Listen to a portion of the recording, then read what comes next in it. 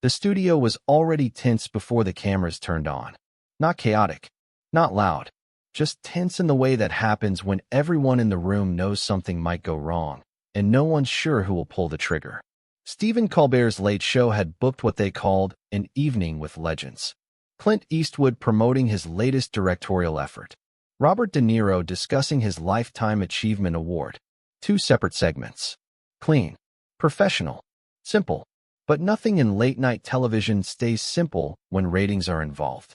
3 hours before showtime, a producer made a decision that would turn Tuesday night into television history. She moved both interviews into one block. Same couch, same time, same inevitable collision. When Clint's team found out, they threatened to walk. When Robert's team discovered the change, they demanded answers. But CBS held firm. The network executives smelled gold. They were about to get more than they bargained for. Stephen Colbert stood backstage, reviewing his cards one final time. His hands were steadier than his staff expected. He'd interviewed presidents, challenged politicians, and survived the transition from character to himself. But tonight felt different. His head writer approached. "Stephen, are you sure about this? We can still." Stephen cut him off. "They're both here. We're doing it." The writer hesitated. "The question's in segment 3. Stephen looked up. "Stay with the cards. I'll handle the rest." At 5:34 p.m., Clint Eastwood arrived at the Ed Sullivan Theater. He walked through the stage door with the measured pace of a man who had learned that hurrying impressed no one. His publicist flanked him, phone pressed to her ear, still arguing with the network. Clint raised a hand. "It's fine, Sharon." Sharon lowered her phone. "Clint, this isn't what we agreed to. You don't have to." Clint's voice was calm. "I know what I don't have to do. Question is what I should do." Meanwhile, in a different green room, Robert De Niro paced. His energy filled the small space, bouncing off walls covered with photos of previous guests. He stopped at one, himself and Clint at the 1995 Oscars. Both younger, both smiling, both unaware of what the next decades would bring. His manager knocked and entered. "Bobby, they're saying Clint knows about the change." Robert didn't turn from the photo. "Of course he knows. Question is why he's staying." The manager shifted nervously. "Maybe we should." Robert interrupted. "No.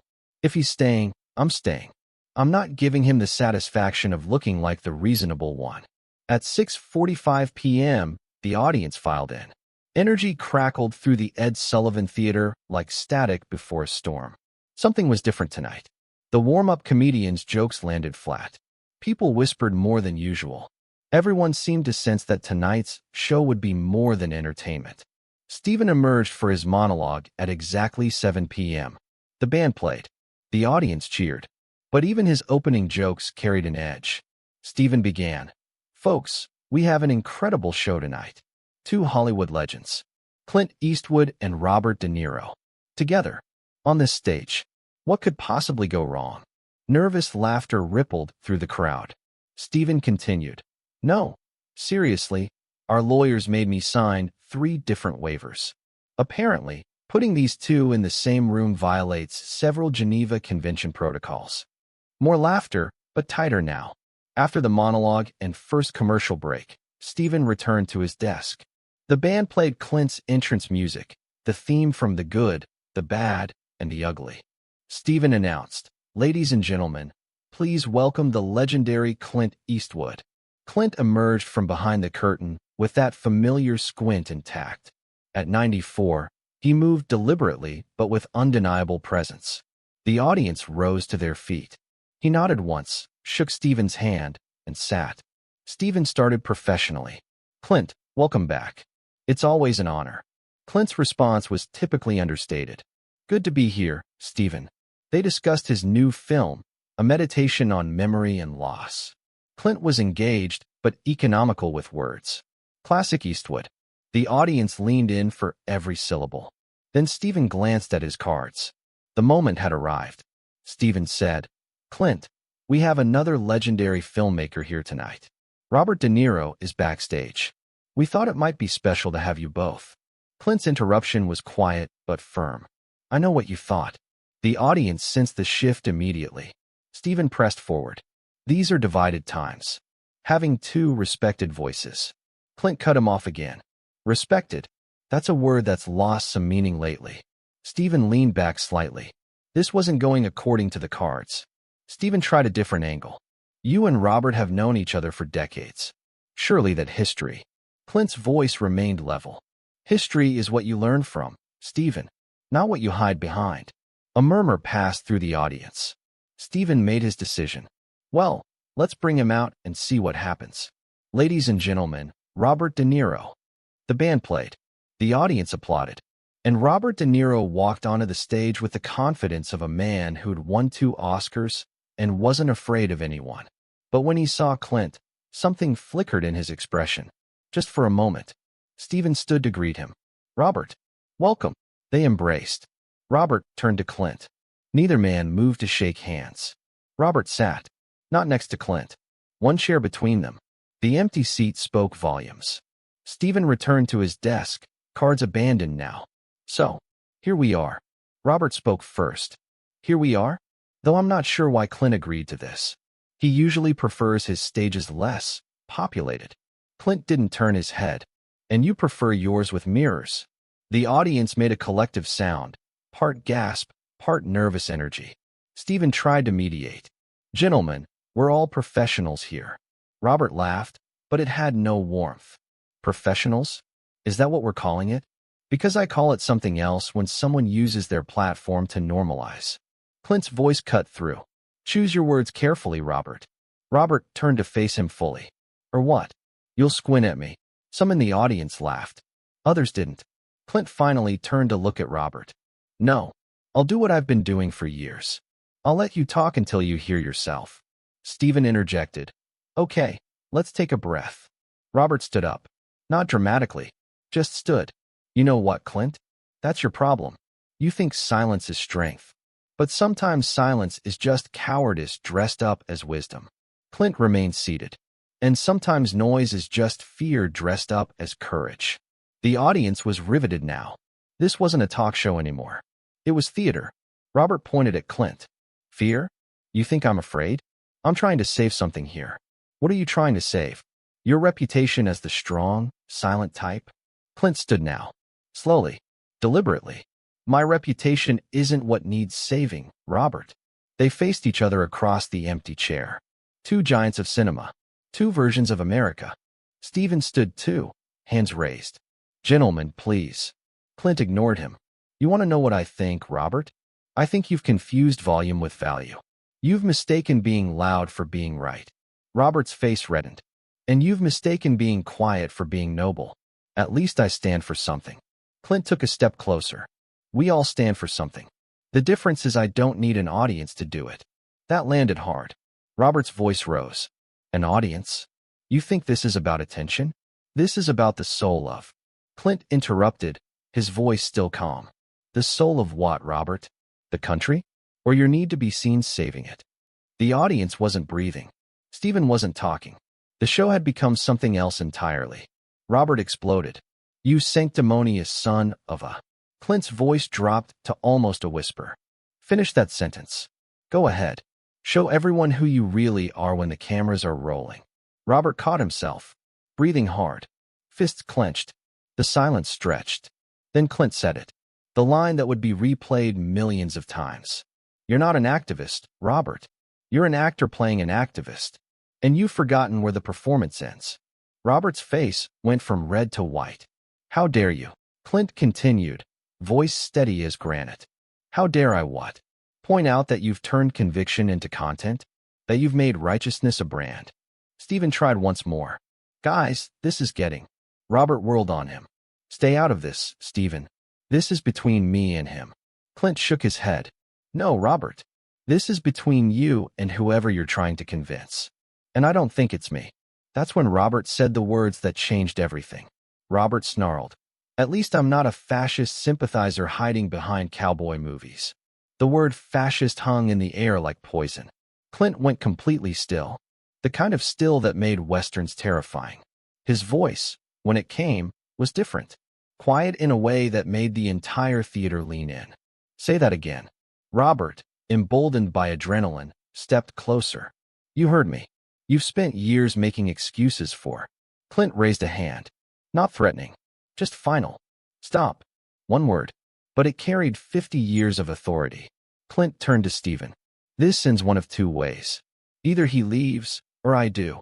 You've got 10 seconds to decide. Stephen looked panicked.